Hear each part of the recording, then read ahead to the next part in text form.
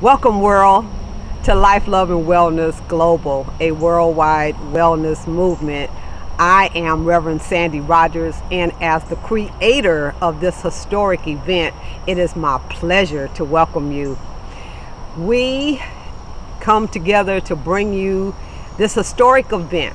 We have practitioners, holistic practitioners. We have medical doctors. We have spiritual individuals. This event is so lovingly dedicated to my mother, Mrs. Barbara Dean Brown. And my mother taught me like 40 plus years ago about the importance and the meaning behind herbs. And she would always say, we don't know what they putting in those pills, so you better not, get hooked on prescription drugs. And so we listened to Mom, but not all of us paid attention. My sister, bless her heart, was diagnosed recently thereafter with asthma, and she was prescribed prednisone, which is a very powerful steroid. And my sister actually got hooked on steroids, like someone out on the street kind of hooked, like on heroin or crack or something like that. And so my mom and my sister are both on the other side, living in the other dimension, but they're upholding me, and this is dedicated to their memory. So we don't want to come and make you change your mind about what you're doing. We just want to provide information to you, something different, so that you have options to choose from, so that you're not stuck.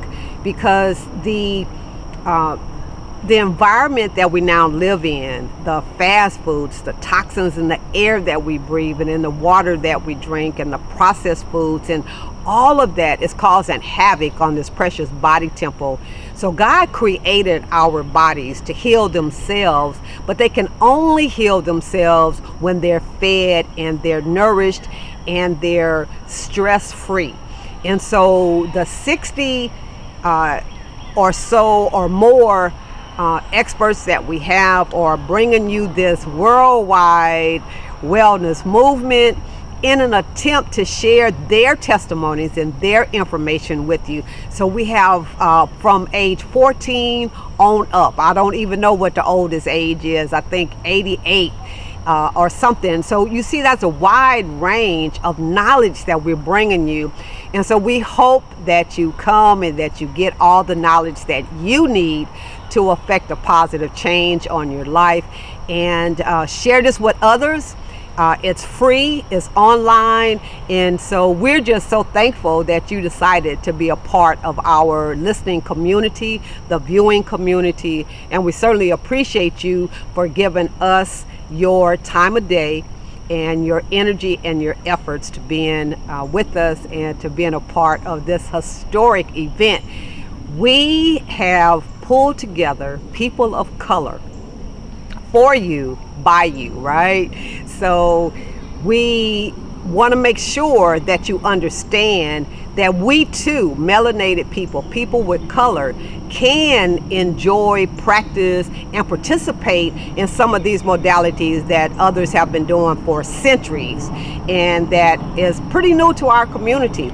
So we talk about Qigong, we talk about meditation, yoga, spiritual work from a different perspective than religion. So we talk about the spirituality aspect. We talk about abuse in the families. We talk about all kinds of subjects because we know that in our communities there are layers and layers and layers and layers of stuff that we never talk about that's causing a negative effect on our bodies and its healing process. So we address it, whatever it is, and we hope that you will benefit from the many experts that we have, and that you walk away with lots of knowledge and lots of new information, and that you become fully empowered to share information with others.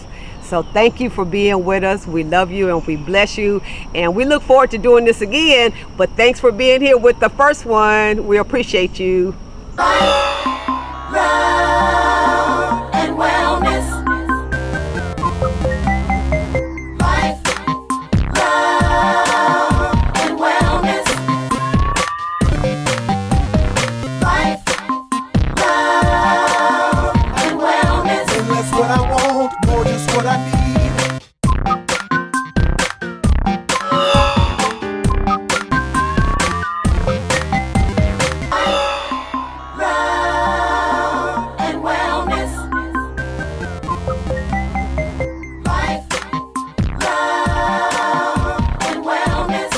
My name is Joseph Dillard, and I've been in financial services for about 30 years. Now, financial education is so important to me because I graduated from Northwestern University with a degree in economics. After I graduated, I got married. Actually, I got married before I graduated. And something that I discovered is that my degree in economics did not teach me how to manage money. Shortly after graduating, I went into financial services. I worked in retail banking, and again, I realized that working in retail banking did not teach me about financial education. My wife and I struggled with debt. We didn't have the knowledge. We ended up having 12 credit cards. So at a very, very young age, we had lots and lots of debt and just struggled. We just didn't know what to do. As you may know, a lot of us don't learn how to manage our money from our parents. We don't learn how to manage money in school. Therefore, as a result, we suffer. We suffer and do the best we can. We learn from celebrities who really don't teach us. They kind of show us, but they don't teach us. We learn from the media, who again, they don't teach us. They do a good job of supporting corporations that tell us. And also, unfortunately, we don't really learn from banks. We make a lot of mistakes from banks. So being in the financial services industry so long, what I learned is a lot of people, especially in the communities of color, suffered because of the lack of financial education. I noticed that a lot of us were getting a lot of NSF fees, non-sufficient fund fees. What was happening is I tell them, you are giving away money. And that's exactly what was happening. They would spend more than they had in their accounts, and unfortunately, a lot of them would willingly pay fees. Back then, maybe $25, now between $29 and $40 every time it's done. And again, a lot of it has to do with never learning how to manage their money. I noticed that a lot of people of color in my community, in our community, were turned down for loans. They would definitely readily apply for loans, but they were turned down again because they never learned how to manage their money. After being in financial services for a while and realizing this, I decided, what can I do? I'm an expert because I've been through the same thing. I know what I'm teaching people because, again, I've suffered from debt. I've had a difficult time because I never learned. So I decided I would help people learn how to manage their money, because something I learned is learning how to manage your money will literally change your life. And that's something I truly, truly believe. So I started helping people. I started as a budget coach and a financial coach. And one thing that I learned that is so, so important, and this is what the first thing I talk to people about when I talk to them about financial education, it begins with changing the way you think. Changing your thinking is the most important thing. A lot of people think the answer to their problems is making or getting more money. The thing is, if you don't change your thinking, if you're making $10,000 a year, $20,000 a year, $100,000 a year, and you double that, if you do not change your thinking, you will just spend it or waste it away.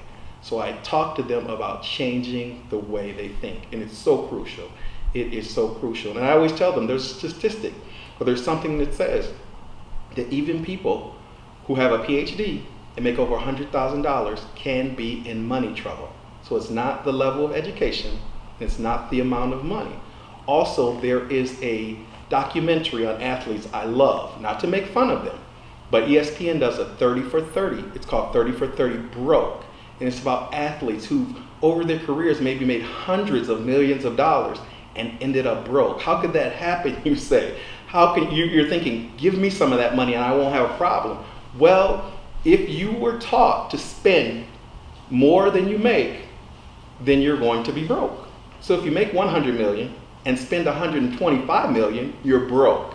So that's why I always tell people, it's not how much money you make, it's what you do with the money you make. That's what's important. Now after that, I have people track what they spend, because a lot of times people don't know where their money's going. In fact, I had a client, one of my favorite clients, him and his wife made over 6 figures, and they came to me and they were getting ready to walk away from their house. They were just saying, we don't know what to do. we can't make our mortgage payments. And they came to me. I went through the process with them to introducing what I do, looking at their goals, looking at their financial situation, and we looked at them.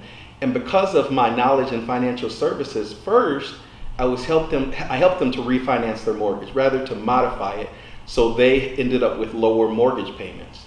Then I had them track their spending so they could see where their money was going. Because I'm thinking, just like a lot of people do, you're making over 6 figures, but you have no idea where your money's going. But that is very, very common for a lot of people. So what they would do is track their spending for 2 weeks.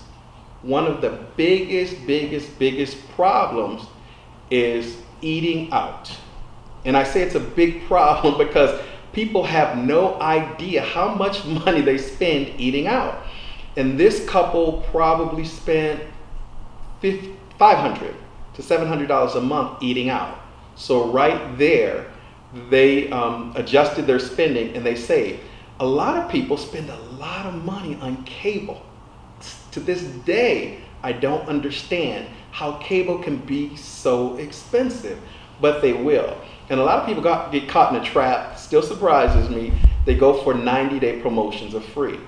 They are offered premium channels for 90 days and they think they're smarter than the cable stations. So at the end of 90 days, they say, I'm going to cancel the service.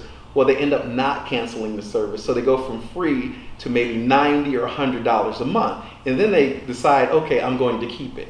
Some people are spending $180 plus just on cable alone. And sometimes they do it for a particular sports season or something like that. That's another way. Again, I let them see where their money's going so they can determine, because I can't force anybody to do anything, but I let them see their financial situation, help them to understand where their money's going so that it can help them to make cuts where it's necessary. Going back to this particular couple, after they were able to get their mortgage modified, they found out where their money was going. They set up a savings plan.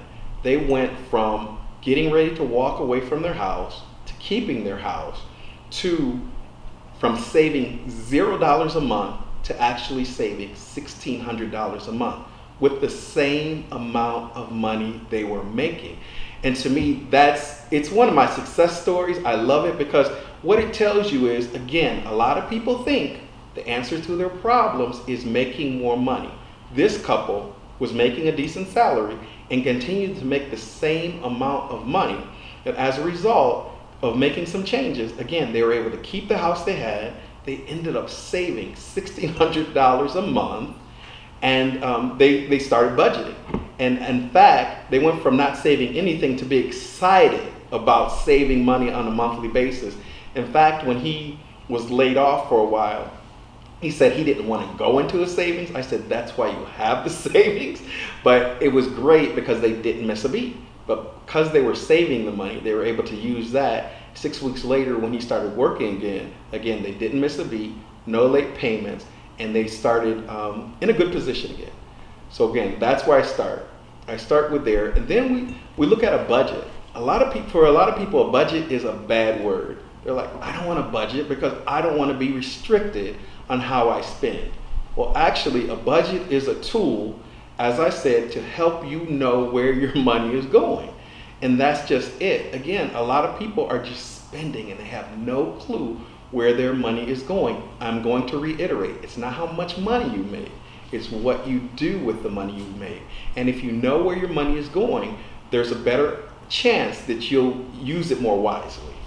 So I help people see what's coming in and I help them see what's going out. And sometimes if what's going out is more than what's going in, I say you've got a decision to make. You've got a decision to make. You can cut expenses or you can increase your income. Well, a lot of times after tracking, they can see where they cut their expenses. And there are times also when I look at the situation and say, you actually have extra money at the end of the month. And they go, I don't know where that money is because I don't see it. But as a result of budgeting and tracking, they can actually see it. So what I help them to do then is to create an emergency fund. What's an emergency fund? Well, What I tell people, it's for the unexpected things. And the thing about unexpected events, you can expect them to happen. Your car is going to break down, an appliance is going to break down. You're going to need unexpected money. And the thing is without an emergency fund, what's going to happen? You're going to use your rent money, your mortgage money, your bill money to use that. And then after that's taken care of, you're trying to figure out, how am I going to make it up? Then you're robbing Peter to pay Paul. You end up trying to catch up and catch up and catch up. And then you end up sometimes taking out a payday loan. Payday loan is going to I wouldn't even call it a financial institution. I'm going to just say going to a predator who charges you high interest rates for a small amount of money. And then what's going to happen is, because you're behind, you're going to pay it back with your check. But because you don't have enough money, you're going to go right back to that same predator, if you will, and do the same thing over and over and over again. And sometimes people get trapped with that. They pay high interest rates. And I'm going to go to another client. They were doing the same thing. Banks started to offer this. They realized how much money was in this. So what they would do is they would let clients borrow $500 every 2 weeks, and they'd have to pay $50 for this service. Imagine the amount of interest for that. Well, what would happen is at payday, they would pay the $500, but of course, because they paid $500 for the loan, they would be short. Because they were short, they would borrow it again and then pay the $50, and they would continue to do so. By sitting down and showing them how they could save money and catch up, what they could do is pay that off, never to go back. Therefore, they wouldn't have to continue to pay that $50 every 2 weeks. That's $100 a month, $1,200 a year for a $500 loan. It's just crazy. But again, what people don't know can definitely hurt them. And it puts them in a position where they seem hopeless and they don't know what to do. And it happens a lot. And as a result, too, people get depressed. Financial worry, financial problems is one of the biggest causes of divorce. One of the biggest causes. Can you imagine? All you're doing is worrying about money. There's very few people who are happy when they're worried about bill collectors. There's very few people who are happy when they don't know how they're going to pay their bills. You put a spouse into that situation, maybe blame and something going on, and on top of that, people have different spending habits. People value money differently. You might, a lot of times, like we say, opposites attract. You might have a spender who's attracted to a saver, and that happens. And as a result, if you have debt, it can be a recipe for a very, very unhappy marriage. So again, learning how to understand and budget and things like that can lead, I don't guarantee it, but it can lead to a happier relationship. Now, I get that the media targets certain populations of people with the new iPhones or the new electronics, Yes. the new designer shoes, or whatever the beauty industry says that we have to be pretty. Yes. And so we got all of this money that's coming out because we're still wanting to identify ourselves as being. So you finish that sentence for me. Goodness. Oh my goodness. What a sore subject. I'm 52 years old, so I lived through the 80s, the bling bling, conspicuous consumption. It was all about how you looked. And in our community, we bought into that big time. Even before then, I remember growing up in the 70s, it was so important to have a Cadillac or a Lincoln. It was so important to have brand names. I grew up, my parents, there were 12 of us. So I didn't even know. I knew we didn't have a lot of money, but I didn't know we were poor until people started making fun of the clothes we wore that came from Goodwill. I didn't know that. But a lot of people took that to another level. And because they were poor, as soon as they started working, they wanted to look like everybody else. So they bought into buying brand names. And yes, because of that, the media, the marketing picked up on that, and they knew how important brand names are in our community. And unfortunately, we manipulate each other with the same messages, which is so unfortunate. We look good, but unfortunately we're not building wealth. We look good, but unfortunately a lot of times we're not buying things that will increase in value. We are consumers more than we are owners. And that's very sad, because what we do is we carry it on from generation to generation to generation. And we say, at least I look good.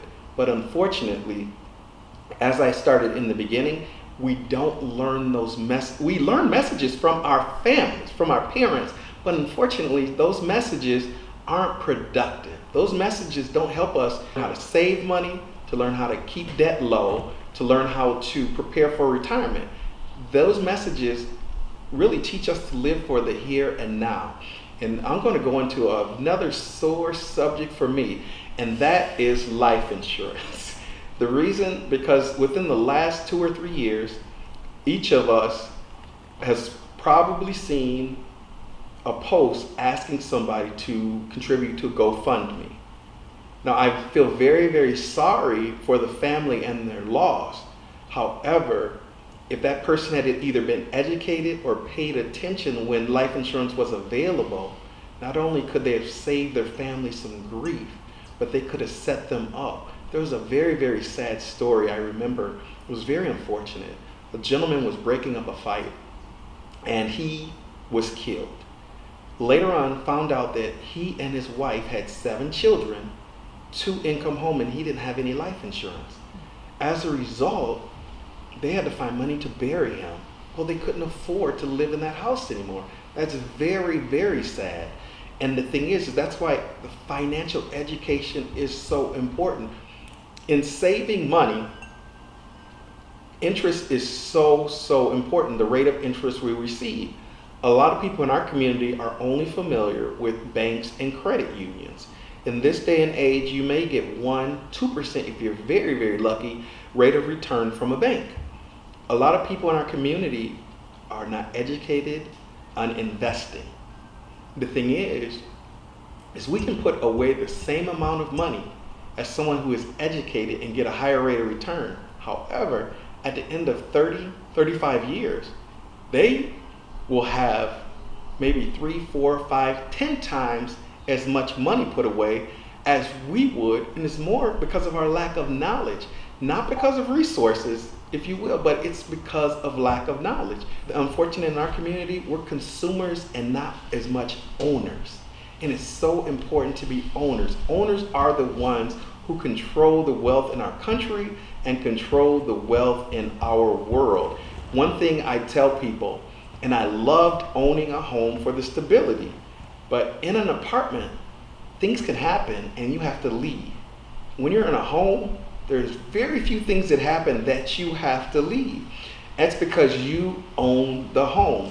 And it's so important, I think, to teach those lessons to your children, because there's so much transition in our community for different reasons. But again, if you're an owner, you have a lot more value than if you're a renter. Credit is huge. I repeated that because it is so important. As I've talked with clients and helped them to set up a schedule to pay their bills, a lot of them are upset at the end of the month when they say, oh my goodness, I have nothing left. And I say, at least you were able to pay all of your bills on time. And one of the reasons I say that is because a lot of times people have the money and still do not pay their bills on time. One, sometimes they don't match their bill payments with their pay dates. 2, because they don't know where their money is going, they end up paying their bills late. And as a result of paying their bills late, again, they're throwing away money because they're late fees. When it comes to money, people can be very funny. And I say that because there's a lot of trust issues involved with money. However, if you're afraid or embarrassed to reach out, it can only hurt you. And educating yourself can keep you from paying more than you would and can help you to save more than you ever have. So knowledge is definitely power when it comes to money management. Well, thank you. Mr. Dillard says be a owner, not a consumer. Absolutely. We appreciate you. Thank you.